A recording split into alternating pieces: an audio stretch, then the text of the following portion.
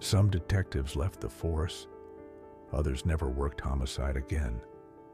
What you're about to hear isn't just another murder. It's something deeper, darker, and far more disturbing.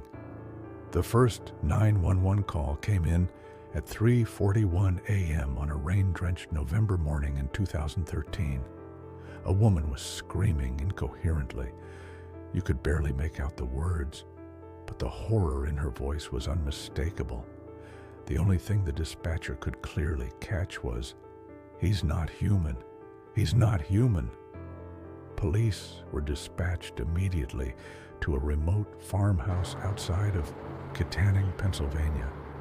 It sat at the edge of the Allegheny forest, far from neighbors, lights, or help.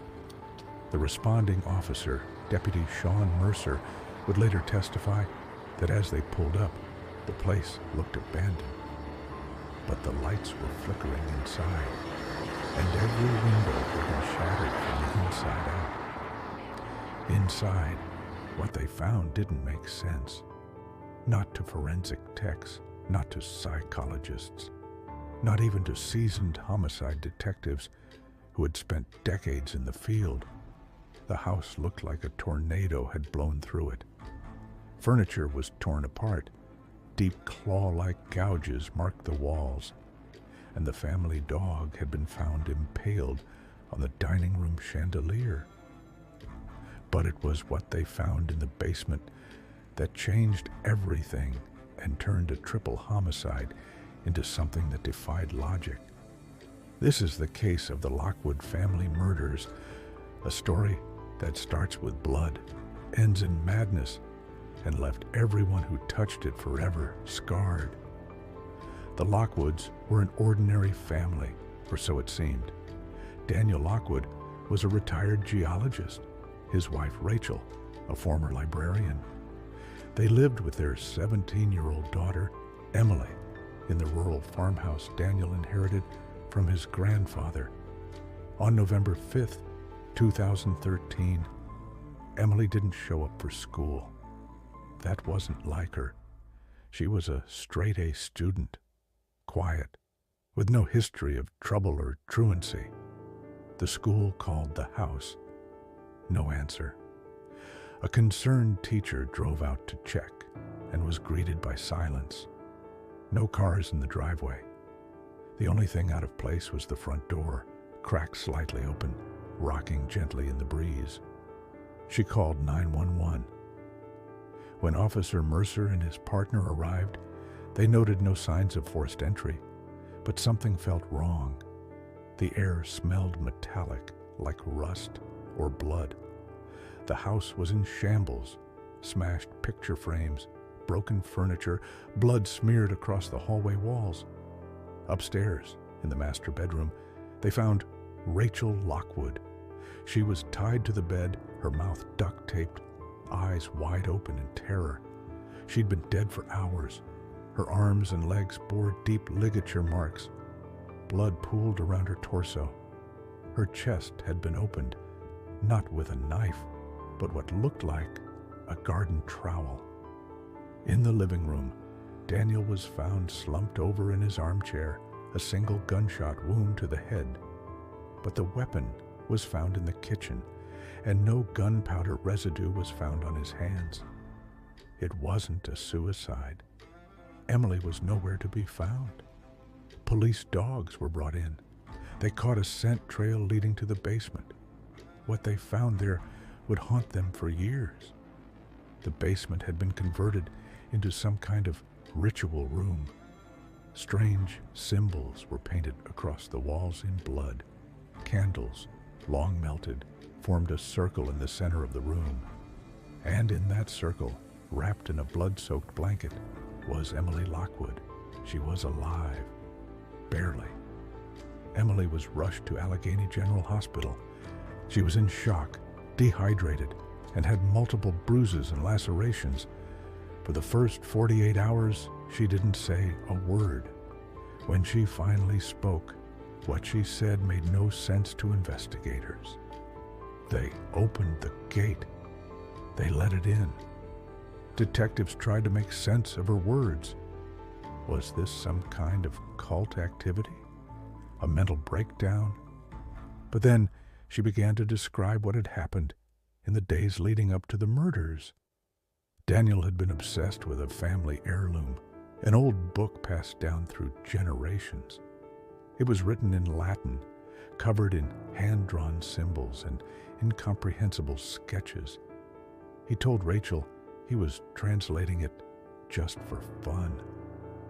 Emily claimed her father started acting strange, speaking in tongues, locking himself in the basement for hours, refusing to eat. Then, on the night of November 4th, Emily said she woke up to the sound of chanting. She crept down the stairs and saw her parents in the basement. Her mother was crying. Her father was standing in the middle of a chalk-drawn circle, holding the book, reading aloud. Then, the candles blew out, and something came through, she whispered to detectives. Detectives assumed this was the trauma talking, but the forensics didn't. Daniel's fingerprints were found nowhere on the weapon that killed him. Rachel's wounds indicated prolonged torture. More than one person would have had to restrain her. Yet, no signs of forced entry, no DNA from anyone else. Emily was never charged. Psychologists declared her mentally unfit to stand trial and diagnosed her with dissociative psychosis caused by severe trauma. She was committed to the Brookside Psychiatric Facility. But then, things got worse. 2 weeks after the murders, officers cataloging evidence discovered something odd. A set of 8mm videotapes hidden inside a crawlspace behind the furnace. They showed Daniel Lockwood filming what appeared to be a personal documentary. In one tape, he says, "If I'm right about this, then what I've found, it's not just ancient knowledge. It's a doorway, and I'm going to open it."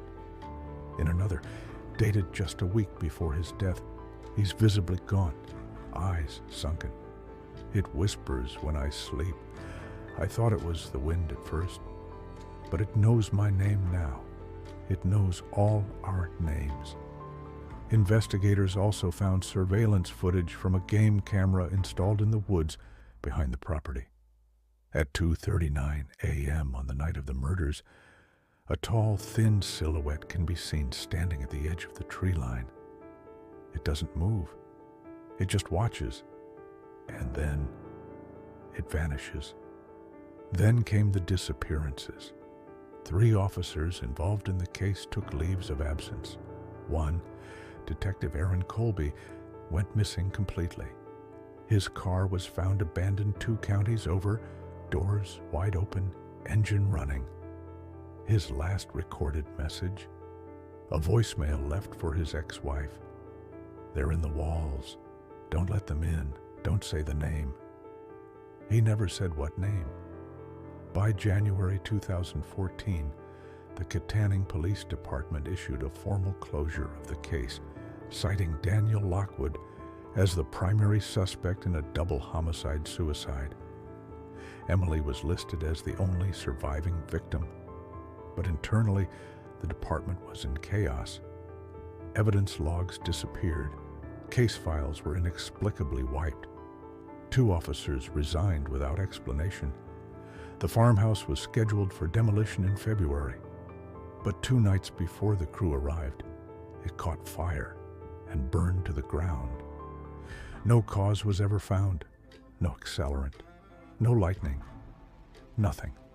Only the basement was left intact. Years passed. Emily was eventually released from psychiatric care in 2019.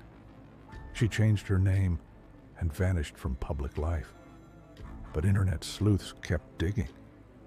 The tapes were leaked online. Theories exploded, everything from ancient demonology to interdimensional portals. One Reddit user claimed to have recovered the book from an estate auction and posted images of its pages. Days later, his account was deleted, and he was never heard from again. And that house? Nothing ever grew on that land again. Even animals avoid it. Locals say if you stand there long enough, just as the sun goes down, you'll hear whispering in a language you don't understand. So, what really happened at the Lockwood house?